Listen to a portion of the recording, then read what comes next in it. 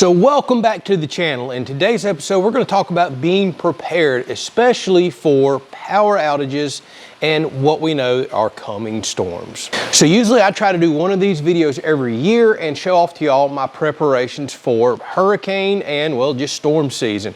Really, I should have already done this. We have received a tremendous amount of storms and a foot of rain in the last 2 weeks. We've actually lost power probably 6 or 8 times.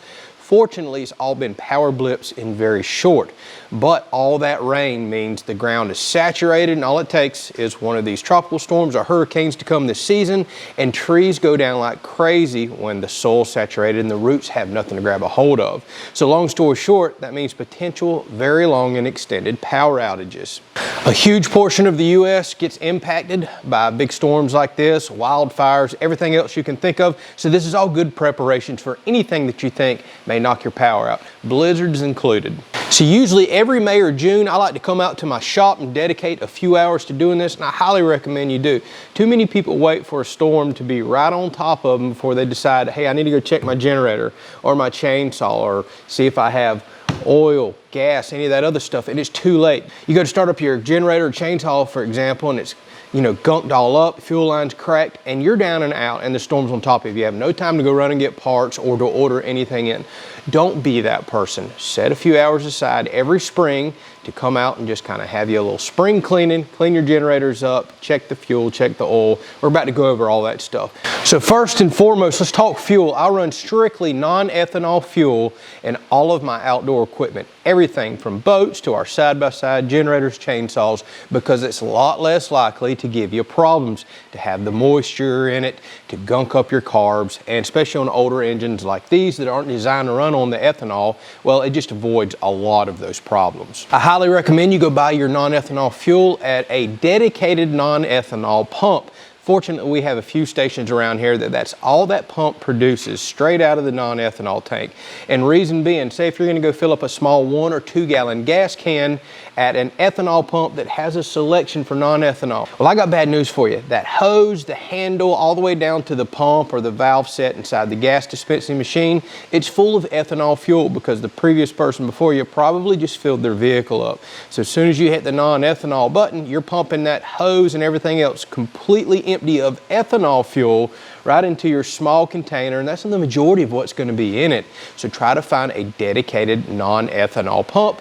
Or another tip is pull your vehicle up there, select non-ethanol, pump a gallon or 2 into your vehicle. Doesn't matter if it's non-ethanol or ethanol at that point. Vehicles are designed to run on it. Then move over to your container for your gas, for your generator, or for your chainsaw. By that point, you've done purged the system out, and guess what? You're getting non-ethanol fuel coming out the hose just like you're paying for. I like to go ahead and store up quite a bit when hurricane season starts. Contrary to popular belief, non-ethanol will last many, many months in sealed containers. Really, I have run the stuff 2 and 3 years later, but I don't recommend letting it sit that long. But you're good to go, and you don't have to put any treatment in it whatsoever. And chances are you have lawnmowers or other devices to where if hurricane season is passing, you don't see anything on the horizon, use that fuel for other equipment around your property and go back and freshen it up. So I usually keep anywhere from 40 to 60 gallons on hand to run generators and handle everything else. We've been without power many, many days, many times, and I've seen local gas stations go without gas and fuel for a long period of time. I've seen mile-long lines backed up to these stations, people praying trucks pull in, and I never want to experience that again. So we always keep plenty of fuel on hand around here. So if you're going to store your fuel for a long period of time, get you some stay-bill storage. This is what I use right here. I've had no issues. For my boats that sit up all winter, my lawnmowers and things such as that I want to keep fuel in the tanks, I usually put some of this in there, and I do that with my generators as well. Often overlooked, man, I can't believe how overlooked this is. Go and buy you several of these jugs of whatever oil that you need for your generators, for example. I also stock up on plenty of chainsaw oil. I run a full synthetic steel oil for all my steel chainsaws. Your generator is your most important piece of equipment when you're dealing with multiple day or week long power outages. Like, it's the difference between going insane or having a comfortable life. And the oil is the lifeblood of your engine and all your other equipment. Don't go run out and get fuel and forget about the oil. I see too many people that do this. These air-cooled engines are not designed to run for a long period of time before you need to shut them off and change that oil out. Some of them are anywhere from 20 hours of runtime not even a full day, to about the most I see on air-cooled engines is 100 hours for generators themselves. They're under constant load, constant heat, and typically, like down here in Florida, well, they're out running after a hurricane, and it could be 100 degrees like it's going to be today. That puts a lot of wear and tear on your engine, so keep plenty of oil on hand and everything else you need to change your oil. Next, and one of the most important things you need to do, get out and just run your equipment before the season. Check the oil. Just check this one. It looks brand new, so I think I changed it last year and did not run this generator. And the fuel is starting to get old enough in here, so what I'm going to do is actually pull the fuel line off of the cutoff valve. I'm going to drain this tank. Fuel is still good, and I'm going to put it in something like my lawnmower or my side-by-side that I'm using daily, burn it up, and we're going to top this off with fresh fuel. And honestly, it's good till next year, especially being I'm going to hit it with a little bit of this Stabil fuel stabilizer.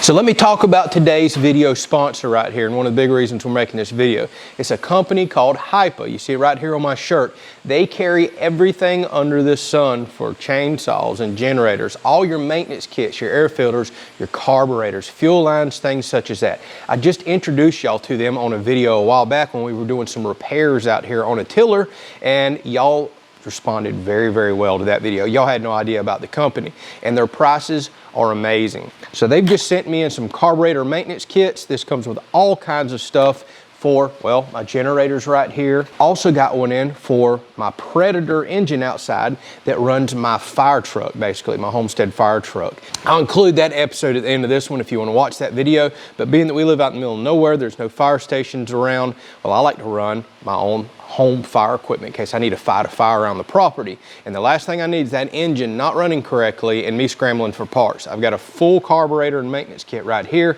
to keep that engine in tip-top shape. I highly recommend that you always keep a spare carburetor for your generators. I keep one for every generator I have, and the reason being is that's most likely where your problem's going to be. You tend to leave fuel in it too long. You accidentally got that ethanol fuel in, like I was explaining. The carburetor's gummed up, and the average person is not going to tear a carburetor down and know how all the parts go back together, or they're not going to have all the gaskets, the needles, the sets, everything else to rebuild a carb correctly. Whereas it's just a few-minute job to take a carburetor off, bolt a new one on, and you're back to running. Your family's got the power you need, and you can focus on the more important things. So I'm going to put some links down in the description. I want you to go check out their website. Right now they're running the greatest sale I have ever seen. Like carburetors for a lot of steel chainsaws and everything else for $4.98. Full file sets for $5+. Chainsaw chains for $10 and $12. And their standard prices are still amazing. Like full maintenance kits, air filters, carburetors, spark plugs, everything else I'm about to show you. The average price is $18 to $20 something. And they have a wide selection of carburetors for all kinds of name brand generators. So I recommend for no more money than that stuff costs, go get you a spare carburetor for your important equipment, for your chainsaws, your generators, and anything else that's going to bail you out of an emergency situation. All right, so the first thing I'm looking for whenever I go to check my generators for the season, check the oil, see if it's clear or not, drain it, fill it to whatever the manufacturer recommends. Is your fuel fresh? If not, well, we need to drain that out. Let me show you how I do that. What I like to do, you can go buy you a long length of fuel line like this, whatever size you have on your generator. It's probably going to be like, say, 1/4 or 3/16 inch line. You can remove this little clip right here, pop this off, and I put a new fuel line on, and I'll run it down into, well, a gas can. Cut your fuel on, and you can drain the tank. It takes a very long time like that. Then you can buy one of these fuel transfer pumps. This is a Terra pump. I get them off of Amazon. I'll put a link down in the description. I've been using these for probably 10 years to transfer fuel. Diesel, gas, whatever you need to transfer. This can go right down in the tank. This tank has a plenty big enough opening, and it'll pump that tank empty in, I don't know, 60 to 90 seconds probably, depending on how big your tank is. I can pump it straight into my fuel can. Put fresh fuel in here, you're good to go. This is the ultimate way to go. These used to be $20 or so. I haven't bought any in years because I've got so many, but I'll put that link down there. For 20 to 30 bucks, whatever they're running now, this is such a quick way to get old fuel out and get fresh fuel in. All right, let's zoom on in here and check this out. Next thing you're going to want to check is your air filter, and it is time for me to change this one. They tend to have blowback on these style engines, get oil and trash and other things in them. So you can pull this out, And we can clean it out, but there's some of that old blow-by that I was telling you about. Very common on these types of engines. Now here's the cool thing about their maintenance kit. It comes with a new foam filter. This one is a little large for in here, so all I've got to do is take some scissors, trim it up, and I've got me a new foam air filter. All right, looking in their kit they gave me, I've got a brand new carburetor. Again, y'all, this is such a quick swap out. So if you're looking in here, you just remove the air filter, that little piece right here, and there's 2 nuts in here. You unscrew those, this plastic cover comes off, the carburetor will slide off. You'll disconnect the fuel line that goes to it right here. Slide your new carburetor on, hook back up your choke lever that's up top, thread these nuts back on after you put your cover on, and it's honestly a 10 to 12 minute swap out, actually less than that. And you've got you a brand new carburetor in here ready to go, and your machine's most likely going to be back running. This is typically your problem whenever you go to start up an old gunked up carburetor. It's just nowadays with these prices that I'm seeing on their website, it's just so much cheaper to swap the part out than spend the time rebuilding. Should you have any problems with your cutoff valve, this kit even comes with a brand new cutoff valve. That's a nice touch. A new choke lever, which goes right up top here, that attaches to the top side of that carburetor in case you ever break that plastic piece off. That's very possible. And their kits come with a new spark plug. If we look around on the back side here, that spark plug is right underneath this cap right here. This is that carburetor I was just telling you about. Very simple to take off. And these are those 2 nuts. Just take those loose, pull this cover off. There's that choke lever if you want to replace that. The carb will slide off to you, put the new one on. It is such a quick and easy process. And always inspect your fuel lines. The older your generator gets, some of these lines may actually crack and cause you issues. That's very easily replaced as well. Unless you're having some major problems with your generator, typically 99% of the time a generator that won't run or won't stay running is carb or fuel line related. Quick swap out. If you're gonna have to get into the engine itself, well, that's just a whole different ball game. But again, for these prices, keep you a spare carb on hand. Oh, whenever it comes time to servicing your chainsaws, they're all going to be a little different, but still, for example, the fuel's right here on the rear. I use my chainsaws enough. I'm okay with the fuel that's in there, but you can pop that cap off, dump it right out. Then again, you're going to want to pre-mix your oil and your non-ethanol fuel to whatever your factory recommendations are. They all have different ratios, but you can pop that cap off, dump this fuel out really quickly, and replace it. Now, if you buy one of their maintenance kits that has the carb and everything else, it's going to come with a little fuel filter on the end. If you also pop this cap off, go inside the tank, there's a fuel line in there. You can reach down with a little hook tool and you can get that filter out, pop it off, put it back on. There are fuel filters on your chainsaw. It's something you do want to replace. So if your chainsaw just won't run and you bought one of Hypa's maintenance kits and want to change the carburetor itself out, I did that on my other steel chainsaw just a couple years ago. You want to take this cover off the rear. It's really quick and easy on a steel. Just pops up and out. So there's your air filter. I just used this saw. Mine's a little dirty. I'm going to blow that right out. So this little air filter sits over like this. One thing to take note, when you remove that out, we're going to blow that out because it's filthy. We're going to get the trash and debris out of here, but you want to plug this hole up. This is what actually goes down into the engine. So before we start blowing everything around in there, we don't want to get it down in that port. So I like to put a paper towel in there. We'll blow this out real quick.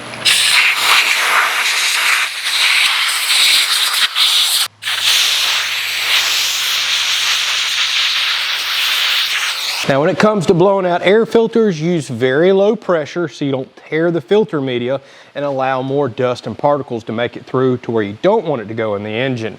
And these are so cheap, I've got a pack of them back in my storage room. I'm probably just going to change this out right here. Typically I blow them out a few times a year after heavy use and then replace them once a year. Their maintenance kits typically come with a spark plug. That's real easy to change out. On steel, the spark plug change out tool's right on the end of your chain tensioner tool. This is kind of a 3-in-1 tool here to work on your saw. And if you want to change the carburetor out, all you have to do is disconnect this little choke lever right here, and you will disconnect this little lever that goes in here to the trigger itself. There are a couple screws here and here, and the carburetor itself just pulls right off, just like on the generator. You can slide a new one right on, and you're good to go. Now when you replace that carburetor, you may have to make some adjustments to your idle speed, which is very easy, and or potentially your air to fuel mixture, which I have not had much of a problem with that in the past, and there are some good videos online for your air fuel mixture. And depending on the type of saw that you have, some may not even have those adjustments available to you. This is also a good time to go ahead and put you a sharp chain on here. Again, the sale I'm seeing right now, chains for like $10 to $12 on up, just depending on your saw and the size. This is all just common, no nonsense stuff. But again, we're all guilty of getting very busy in life and neglecting these things until we need them, and then we depend on them.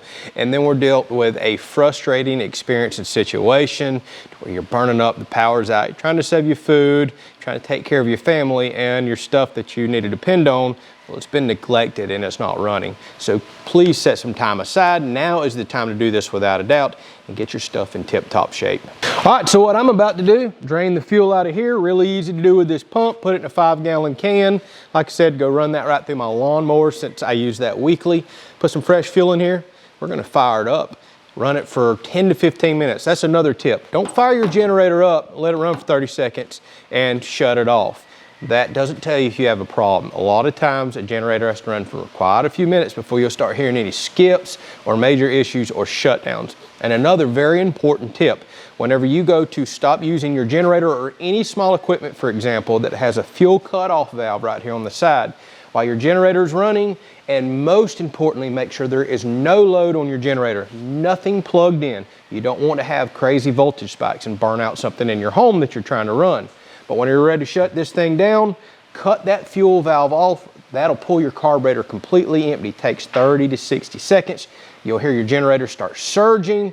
A lot of people say that's bad for them. Personally, I haven't had any bad experience with that, and I have found that if I run my carburetor completely empty, I have a lot less issues on startup the next time. But do not forget, don't have anything plugged in because you will see some voltage surge and spikes by doing that. All right, well, I got a couple hours ahead of me. I'm gonna repeat this same process, get my other 2 chainsaws out, get them in tip-top shape, go through them, grab my other big generator out, check the oil, change that if I need to, freshen up the fuel in it, and then pray that we don't have any major storms or hurricanes hit us this season. But living in Florida, the chances are in our favor. Something's coming, and we're gonna be prepared and ready for it. Don't forget to check out the company Hypa. Thank you so much for sponsoring today's video. They've been an awesome company to work with. I've been using their products for years, buying them out of my own pocket. They recently found me. So yeah, I knew all about your company. You're more than welcome to sponsor a couple of these videos, especially while they were running these killer sales, y'all. $5 for steel chainsaw carburetors and a bunch of other ones I seen on their website.